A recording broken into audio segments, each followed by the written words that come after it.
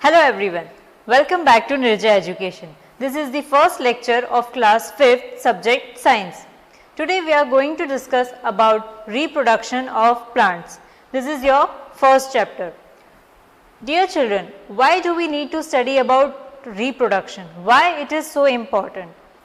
Because all living organisms, they produce their young ones during their lifetime so that their species may not die. Now we will see the definition of reproduction. So what is the meaning of reproduction? It is the process by which living organisms produce new organisms of the same kind. I will repeat it once again.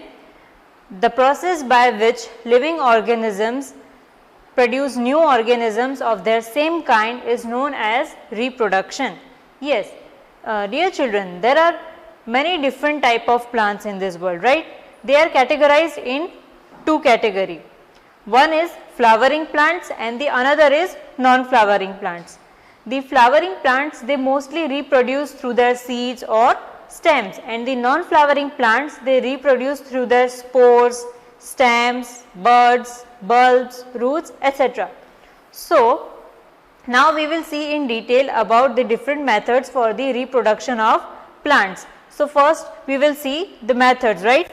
First is the reproduction by stem, second reproduction by leaves, third reproduction by roots, fourth reproduction by spores, and the last one is reproduction by seeds. We will see these all methods in detail now. First one is the reproduction from stem. The examples are potato, ginger, rose, sugarcane. These all are the examples for reproduction from stem. Dear children, you can do one experiment by your own.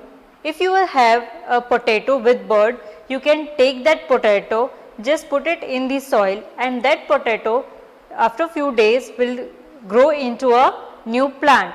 You can see the image of potato with a bud. Yes, you have to take this type of potato. Next, even the rose plant, that can also be grown through its stems. You can take one small section of its stem, and if you will put it in the soil, then after some days you will observe that few tiny shoots are coming from those stems. Then another example is ginger. Yes, you can also take a ginger with a bud and you can plant it in the soil, and that will give rise to a new plant. Dear children, potato and ginger, it is the form of a stem. Yes, itself is a stem. The food storage of that plant take place in its stem. So potato and ginger are nothing but they are the stem part. Second is reproduction from leaves. You can observe this in the mature leaf of a bryophyllum plant. Bryophyllum is a succulent plant in which the leaves are very thick and fleshy. ये जो plant है उसके leaves बहुत ही thick और fleshy होते हैं. This plant is similar to cactus. Yes. Now you can see the image. Yes, this is the image of a mature bryophyllum leaf. You will see that some tiny shoots are coming from the edges of this mature leaf. If you cut a section or if you planted this leaf in a soil, it will give rise to a new plant. Third one is reproduction from roots. Those plants which reproduce from the root. Examples are sweet potato, carrot and radish. If you want to do an experiment at your home, you can do it also, right? So for that you need one sweet potato. Take one bottle or a container filled with water and keep that sweet potato in it. Half of its part should be outside and half of the part should be in the container which is filled with water. After few days you will observe tiny shoots are coming from the sweet potato. You can see in this image. Yes, like this only you have to do this experiment, and you can observe the tiny shoots coming out from the sweet potato. And later these tiny shoots will grow into new plants. Fourth one is reproduction from spores. So what is spore? Spore is a tiny seed like structure. Okay, it is similar to seed only. This can be observed in a fern plant. You can see the image over here. This is the fern leaf. you can observe small green color spots which are underside of the leaf.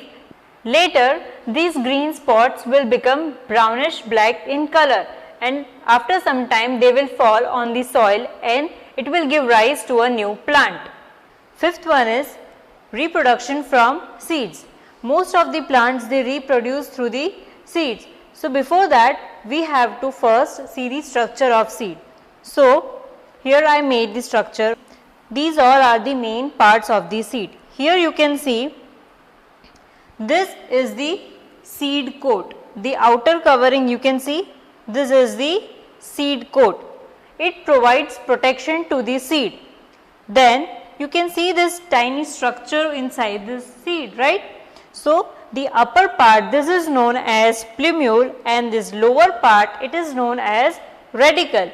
Plumule give rise to shoots and this radicle gives rise to the roots. Yes, under this you can see one small dot like structure. This is known as micropyle. It is a small hole like structure in this seed. Through this micropyle, the water can insert into the seed. Then this part, the remaining part, this is known as cotyledon. Yes, there are different type of seeds. Some of the seeds, they have 2 cotyledons and some of the seeds, they have 1 cotyledon. The food stored in this cotyledon, which is very useful for the growth of the plant. So this is the structure of seed, and these all are the main parts of the seed.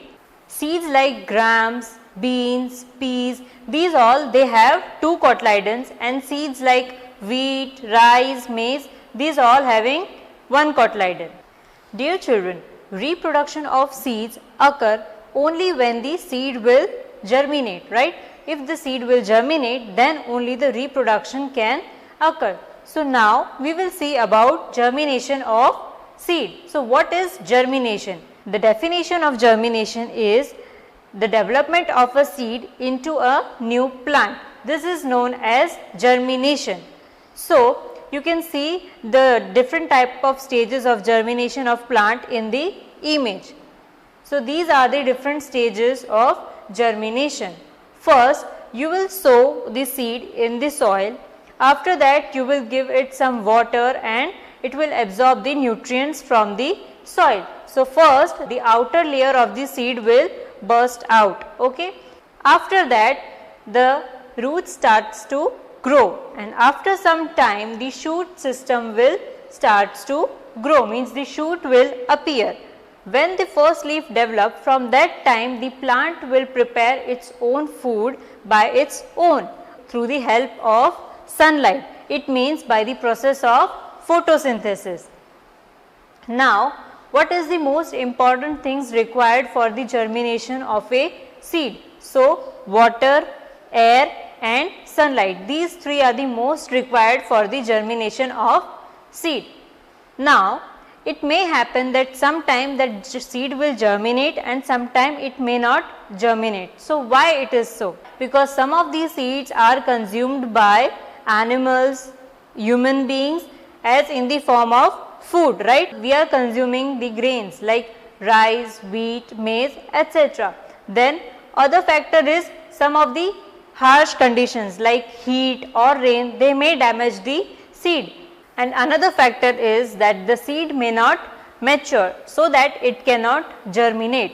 Dear children, in this video we will learn up to this only. The remaining topics will be discussed in the another part. So let's have a quick recap of whatever things we had learned in this lecture. So first we learn about the reproduction. What is reproduction? Then we learn the different type of methods for the reproduction of plants. First one was reproduction from stem, second reproduction from leaves, third reproduction from roots, then fourth one is reproduction from spores, and fifth one is reproduction from seeds. Then structure of seed, and then later we discuss the germination of seed and its stages. I hope that you all understand these things and liked our video.